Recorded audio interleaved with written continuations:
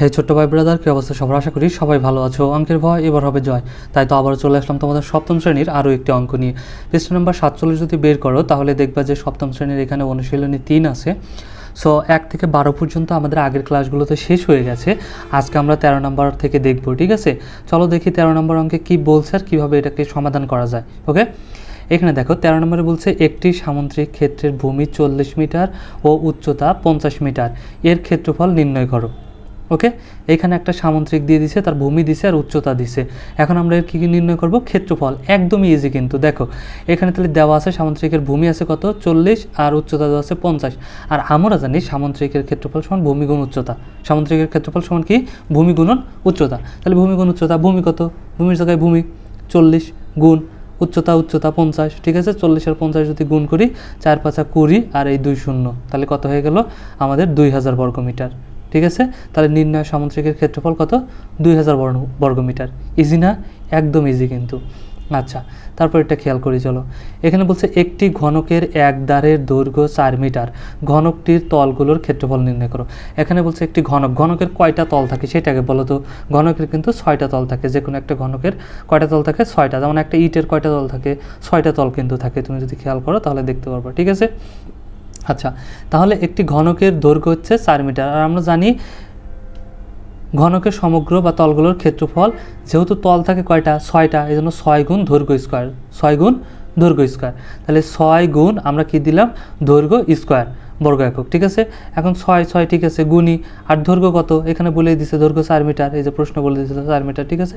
এই জন্য 4 দিলাম উপরে স্কোয়ার, ঠিক আছে, বর্গমিটার। তাহলে 6 ঠিকই থাকবে। 4কে যদি স্কোয়ার করি তাহলে কত হয়ে যাবে? 4-এর উপর স্কোয়ার মানে 4 গুণ 4, তাহলে 4 4-এ 16 হয়ে গেল 16। এখন 16কে যদি 6 দ্বারা গুণ করি তাহলে কত হয়ে যাবে? 96। 6 6 36, 6 3, 6 4 3 9, ঠিক আছে? তাহলে কত হয়ে গেল? 96। তাহলে নির্ণয় ঘনকের তলগুলোর ক্ষেত্রফল কত? 96 বর্গমিটার। ওকে, তাহলে ঘনকের সমগ্র তলের ক্ষেত্রফল নির্ণয়ের সূত্র হচ্ছে 6 গুণ দৈর্ঘ্য স্কোয়ার। এই জিনিসটা মনে রাখবে, ঠিক আছে? এটা দিয়ে মান বসাই দিলে আমাদের অঙ্ক শেষ। একদম ইজি কিন্তু। আচ্ছা, তারপর এটা দেখো এখানে 15 নম্বরে কি বলছে? এখানে বলছে জসিম তার 1 খণ্ড জমিতে 5 কুইন্টাল 700 গ্রাম আলু উৎপাদন করেন। তিনি একই ক্ষেত্র বিশিষ্ট 11 খণ্ড জমিতে কি পরিমাণ আলু উৎপাদন করেন? অর্থাৎ 5 কুইন্টাল 700 গ্রাম আলু উৎপাদন করছেন, ঠিক আছে, 1 খণ্ড জমিতে। এইরকম তার খণ্ড আছে কয়টা? 11টা, ঠিক আছে? তাহলে 11টা খণ্ডে, 1 খণ্ডে এতটুকু চাষ করেন, 11 খণ্ডে কতটুকু চাষ করেন? জাস্ট এটাকে 11 দিয়ে গুণ দিলেই কিন্তু হয়ে যাবে, ঠিক আছে, তাই না? কিন্তু এখানে আমাদের কি আছে? কুইন্টাল আছে আর এখানে গ্রাম আছে। তাহলে কুইন্টাল থেকে আমরা যাব কিসেতে? মেট্রিক টনে যেতে পারি, কেজিতে যেতে পারি, তারপরে গ্রামে, ঠিক আছে? দেখো আমরা একটু ভেঙে করি, এখানে একটু বোঝার চেষ্টা করো যে 1 খণ্ড জমিতে আগে কতটুকু খণ্ড সেটাকে বের করি।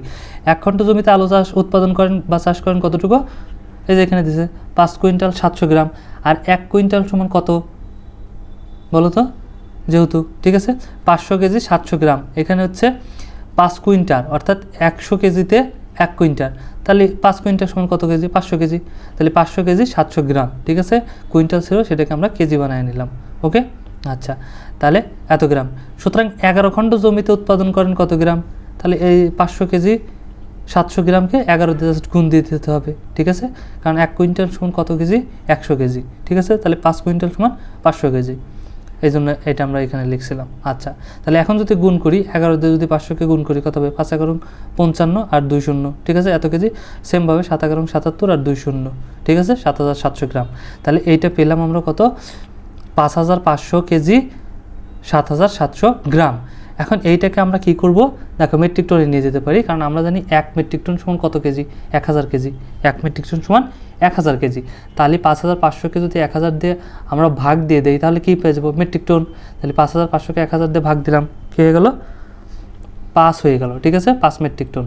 ওকে, 5 মেট্রিক টন আর কত? 500 কেজি, কারণ 1 2 3টা শূন্য আছে, তাহলে 3 ঘর পর দশমিক হবে, 1 2 3, তাহলে এই যে 5 এর এখানে যাবে, তাহলে এখানে হয়ে যাবে, এটা হয়ে যাবে মেট্রিক টন, 5 মেট্রিক টন, আর এই পাশেরটা কেজি, ঠিক আছে, 500 কেজি। তাহলে 5 মেট্রিক টন 500 কেজি হয়ে গেল, ঠিক আছে? সেমভাবে এখানে কত ছিল? 7700 গ্রাম। এখন 7700 গ্রামকে আমরা কেজিতে নিয়ে যাব, ঠিক আছে? তাহলে আমরা জানি 1000 কেজি সমান, 1000 গ্রাম সমান 1 কেজি। তাহলে 7700কে যদি 1000 দিয়ে ভাগ দেই তাহলে কি হিসেবে চলে আসবে? কেজি চলে আসবে। এটুকু ঠিকই থাকবে, 5 মেট্রিক টন 500 কেজি ঠিকই থাকবে, যোগ দিয়ে আমরা একে 7700কে কী করবো 1000 দিয়ে ভাগ দিয়ে দেবো। তাহলে একে যদি আমরা 1000 দিয়ে ভাগ দিই তাহলে দেখো কিসে চলে যাবে, কেজিতে চলে যাবে, ঠিক আছে, কারণ 1 কেজি সমান 1000 গ্রাম। তাহলে এখানে কত হয়ে যাবে 7 কেজি 700 গ্রাম, ঠিক আছে, কারণ 1 2 3, তাহলে 1 2 3 দশমিক এখানে চলে আসবে, তাহলে এই পাশে একটা কেজি এই পাশে একটা গ্রাম হয়ে যাবে, ঠিক আছে। তাহলে 7 কেজি 700 গ্রাম, তাহলে এখানে আমরা পেয়ে যাবো কি 7 কেজি 700 গ্রাম। এখন দেখো এখানে 5 মেট্রিক টন একটা আছে, 5 মেট্রিক টন যোগ রাখবো কি এখানে 500 কেজি আর এখানে 7 কেজি, তাহলে কেজি কেজিকে এক জায়গা করে দিই, 500 কেজি যোগ 7 কেজি, ঠিক আছে, সমান গ্রাম। তাহলে এখানে মেট্রিক টন ঠিকই থাকবে 5 মেট্রিক টন, আর এখানে 500 আর 7 যোগ করলে 507, তাহলে 507 কেজি 700 গ্রাম। তাহলে আমরা পেয়ে গেলাম ওজন কত 5 মেট্রিক টন 507 কেজি 700 গ্রাম। তাহলে নির্ণয় আলুর পরিমাণ এটাই ছিল, ঠিক আছে, এতটুকু। তারপর একটা যদি লক্ষ্য করো 16 নাম্বার, এখানে কি বলছে দেখো, আবুলের 16 একর জমিতে 28 মেট্রিক টন ধান উৎপন্ন হয়েছে, তার প্রতি একর জমিতে কি পরিমাণ ধান হয়েছে, ঠিক আছে। দেখো এটাও আমরা খুব ইজিলি বের করে ফেলতে পারি যে আমরা জানি 1 মেট্রিক টন সমান কত কেজি 1000 কেজি, তাহলে 28 মেট্রিক টন সমান কত হবে 28000 কেজি, তাই না। 1 মেট্রিক টন সমান যদি 1000 কেজি হয়, 28 মেট্রিক টন সমান 1000কে 28 দিয়ে গুণ দিলে পেয়ে যাবো, তাহলে 28000 কেজি। আচ্ছা, তাহলে 16 একর জমিতে ধান উৎপন্ন হয় 28, এই যে এখানে কিন্তু বলেই দিচ্ছে 16 একর জমিতে 28 মেট্রিক টন, তাহলে 28 মেট্রিক টন সমান কত 28000 কেজি।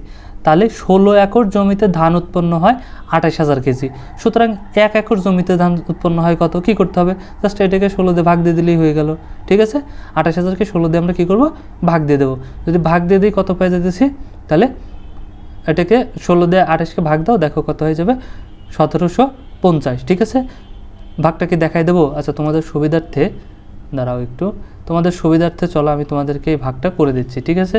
কি করতে হবে এখানে খেয়াল করো, আমরা কি করব 16 দেবো, ঠিক আছে, 16 দিয়ে ভাগ দেবো কাকে 28000কে, সরি 28000কে।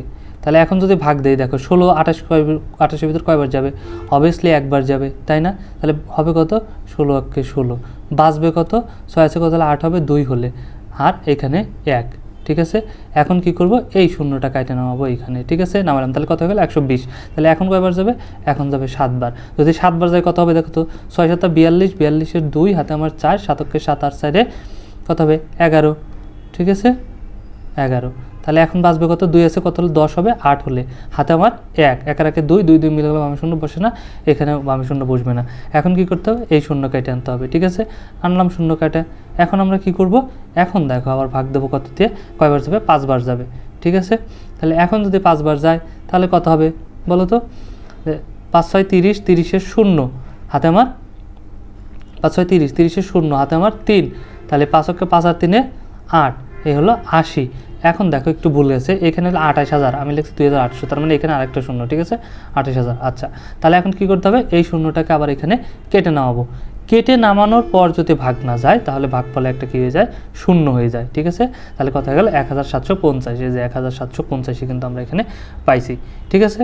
আশা করি বুঝতে পারছো। তাহলে এবার দেখো, তাহলে আমরা পেয়ে গেলাম এটা এত কেজি, ঠিক আছে, এত কেজি 1750 কেজি। এখন আমরা জানি 1000 কেজিতে কত হয় 1 মেট্রিক টন, তাহলে এটা 1000 কেজি যোগ 750 কেজি আলাদা করে দিতে পারি, তাহলে 1000 কেজিতে 1 মেট্রিক টন, তাহলে এখানে 1 metric ton 750 KG, 1 metric ton 750 KG, তাহলে নির্ধারিত ধানের পরিমাণ হবে কত 1 টন 750 কেজি। ওকে, ইজি না, একদম ইজি, কিন্তু আজকের মতো এতটুকুই ছিল। ওকে, আশা করি বুঝতে পারছো। আর যদি তুমি এই অঙ্কগুলো চাও, আগের অঙ্কগুলো চাও, তাহলে চ্যানেলে চলে যাও, গিয়ে প্লে লিস্টে দেখো, একদম সব কিছু সিরিয়াল বাই করে দেওয়া আছে, ঠিক আছে। 7-এর 2টা প্লে লিস্ট আছে, 2007-এরটা 25-এ যাবে, ঠিক আছে, 25টা গেলে পাবা, আগেরটার অঙ্কগুলো পেজ নাম্বার একটু আলাদা আছে। সো যদি 25-এর যাও, প্লে লিস্টে দেখো দেওয়া আছে সপ্তম শ্রেণী, ঠিক আছে, 2025, ওইটাতে গেলে একদম সব অঙ্কগুলো সিরিয়াল বাই পেয়ে যাবা। ওকে, ভিডিওটা ভালো লাগলে অবশ্যই একটা লাইক দিয়ে দিও, আর সাবস্ক্রাইব করতে কিন্তু ভুলো না। ওকে, আর বন্ধুদের সাথে শেয়ার করে দিও। দেখা হচ্ছে নেক্সট ক্লাসে, ততক্ষণ সবাই ভালো থাকো, সুস্থ থাকো, আল্লাহ হাফেজ।